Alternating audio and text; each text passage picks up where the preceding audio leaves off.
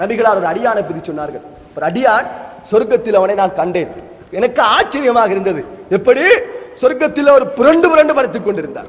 சொர்க்கத்தில் அவர் புரண்டு படுத்துக் கொண்டிருந்தார். அவரு ஏன் இவ்வளவு சந்தோஷமாக இவ்வளவு குதூகலமாக இந்த சொர்க்கத்தில் இருக்கிறார் என்று நான் கேட்டேன்.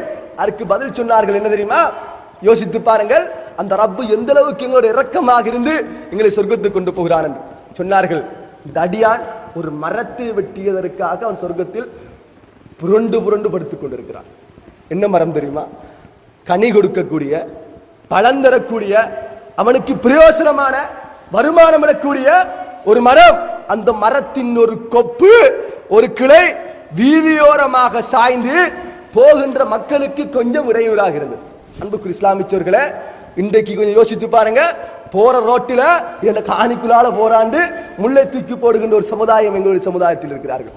அல்லது மலம்களுக்கின்ற ஒரு சமுதாயம் ரோட் கட் பண்ணப்பட வேண்டும் என்று, அல்லது வேறு ஏதாவது கைங்கரியங்களை யுக்திகளை கையாளுகின்ற ஒரு சமூகம்.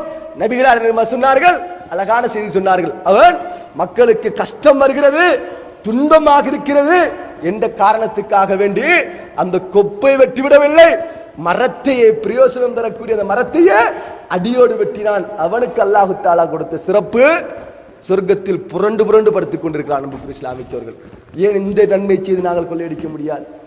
நாங்கள் செய்கின்ற ஒவ்வொரு இபாதத்தும் ஒவ்வொரு வணக்க வழிபாடும் அடுத்தவர்களுக்கு பிரயோசனமாக இருக்குமா என்று பார்த்து செய்யுங்கள். அன்புக்குரிய இஸ்லாமியர்களே, நிச்சயமாக அல்லாஹு தஆலா எனக்கும் உங்களுக்கும் நிரப்பமான ஒரு கூலி தருவதற்கு தயாரானவனாக இருந்து கொண்டிருக்கிறான் என்பதற்குத்தான் நபிகளார் இப்படி ஏராளமான ஒரு செய்தி சொன்னார்.